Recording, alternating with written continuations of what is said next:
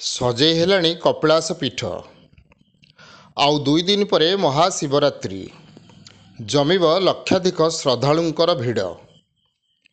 ढेंकानाल जिलार प्रसिद्ध अग्रपूज्य बाबा चंद्रशेखर जीउंक पीठ कपिलास रे हेब श्रद्धालुंक भिड़।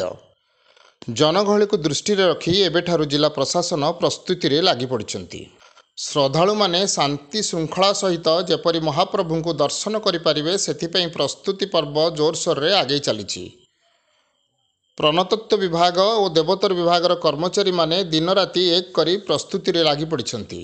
जिला प्रशासन तरफरु जिलापालक ठारू आरंभ करी जिला आरक्षी अधीक्षक उपजिलापाल अतिरिक्त जिलापालक समेत अन्य प्रमुख अधिकारी माने प्रतिदिन एठाकु आसी समस्त प्रस्तुति कार्यर तदारक करुछंती। चंद्रशेखर जीउ महाप्रभु पूजा पाउथुबा बड़ देउल, पार्वती मंदिर, विश्वनाथ मंदिर, नारायण मंदिर, हनुमान मंदिर गुड़िकरे चूनलिपा कार्य संपन्न हेबा सहित रंगलेपन कार्य संपूर्ण होईछि।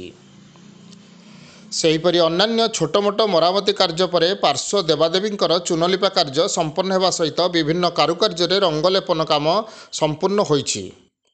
रविवार सुधा पीठरे थिबा देवादेवी मंदिर सहित विभिन्न कार्यालय गुड़िकर मरामती और चूनलिपन कार्य सरीछि।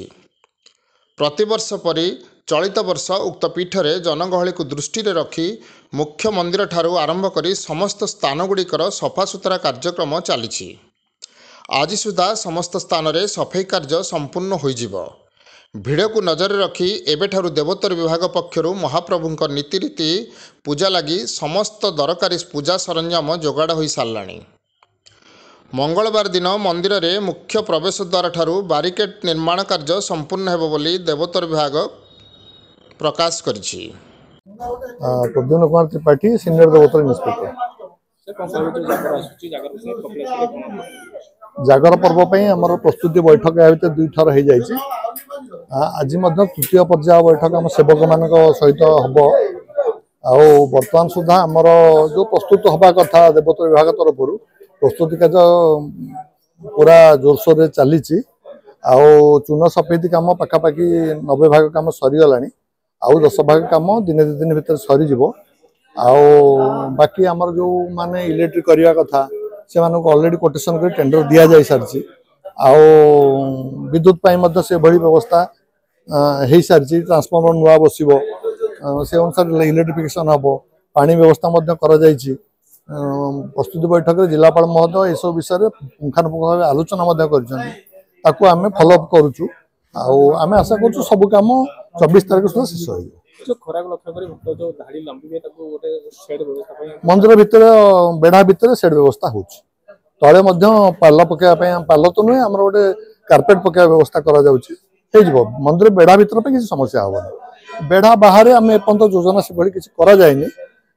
देखा जाऊ भविष्य हो सुविधा पानी स्प्रे व्यवस्था आम आरडब्ल्यूएसएस सार करेंगे। आम सेंट जॉन आंबुलांस जो आसवे से कहु पानी स्प्रे व्यवस्था धरिक आस चलती।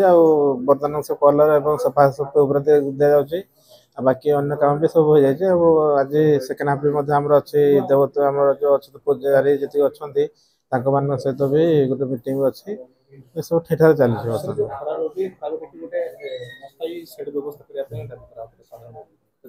बर्तमान समय भी कम से जिते संभव हो पार आम कर। ढेंकानालरू सौम्यरंजन महांती रिपोर्ट, नागराज न्यूज।